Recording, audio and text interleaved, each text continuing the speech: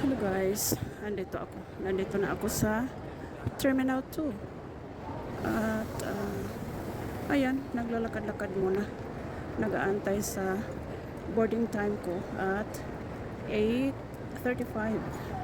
So dito naman ay sa gate 1 maraming bakante.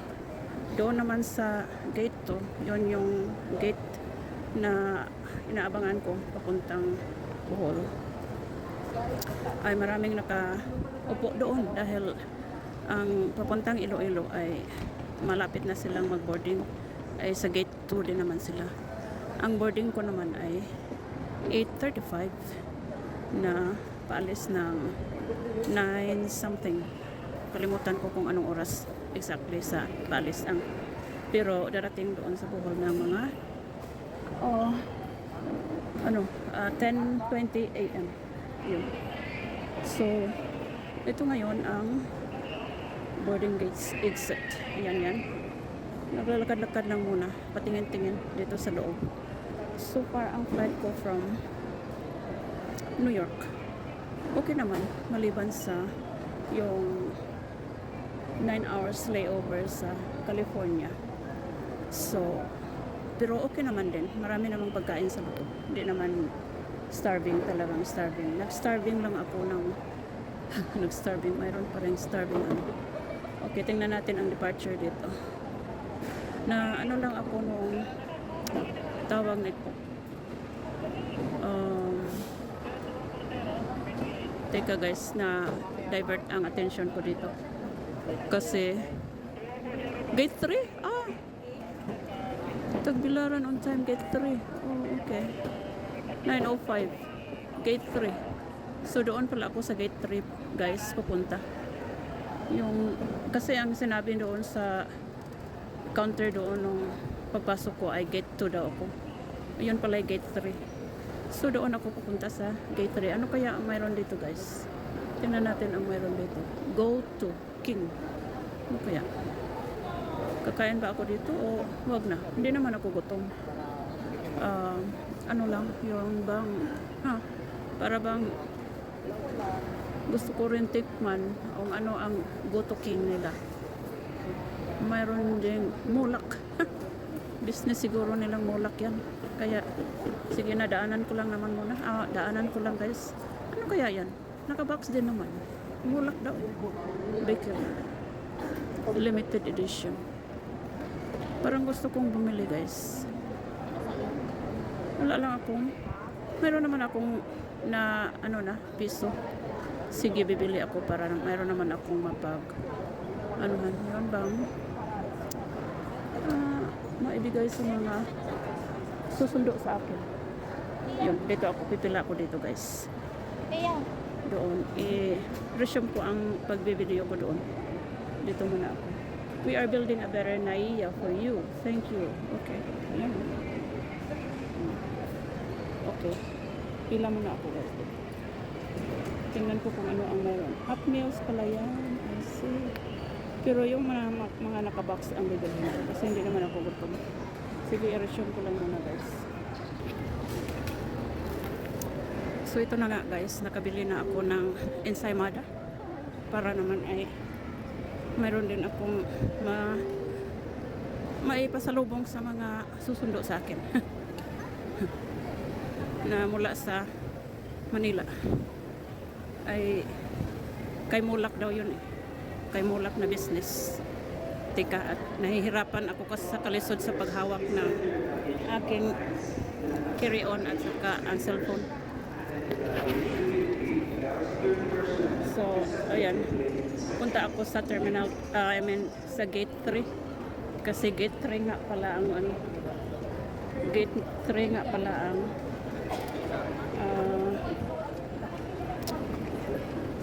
aming connection pa Tagbilaran. Ayun na nga. So, pupunta ako doon sa unahan kung mayroon pa ba silang cozy kitchen. Ano kaya? Na lang ako bibili ng marami kasi mayroon lang saging doon sa amin na ngayon. departing at 9:05. Okay.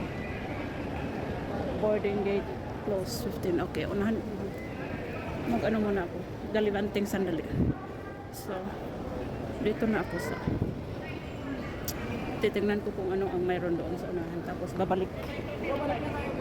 Teka. So, ganito lang ating makikita dito at mga tao ay salimuhan natin mga tao dito guys. Ang marami din. I mean, marami. So, tingnan natin kung ano ang mayroon dito. Maiba naman doon sa kay Mulak. Ang haba naman ng pila. Tingnan natin. Ensaymada din. Katonyings. Kay Mang Tonying na business din.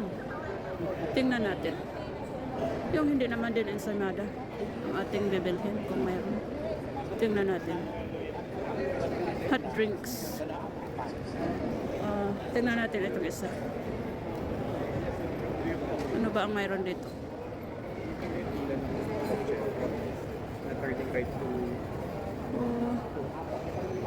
Parang wala akong punta nga doon sa unahan. Ano pa naman yun?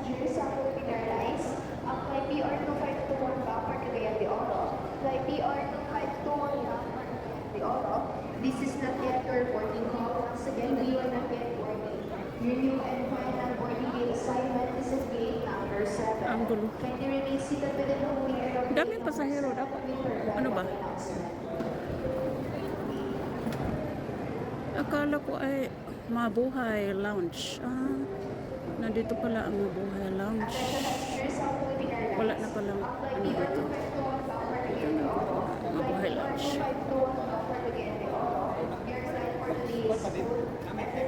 Gate 8? May gate 8 pa pala. Mayroon din dito Mabuhay Lounge for business class and premier event. Tingnan natin dito. Ayun, hindi na lang. Nakikurious lang ako kung saan yung laptop station. Na-curious lang ako guys kung saan ang lounge dito. So ngayon, pang business class lang pala. Pang business lang. Class lang pala. So, ito ngayon. Teka. Isang pirasong carry-on baggage.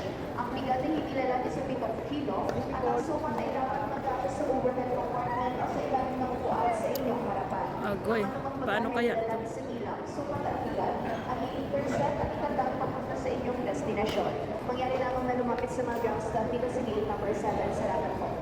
Paano kaya itong akin?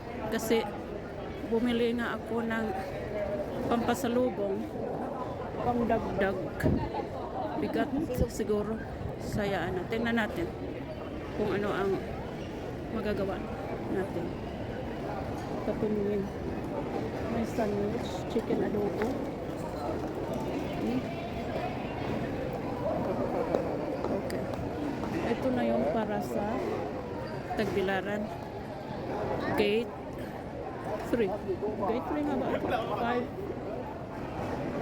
1 and 4. Ito. Dito pala ang gate 3.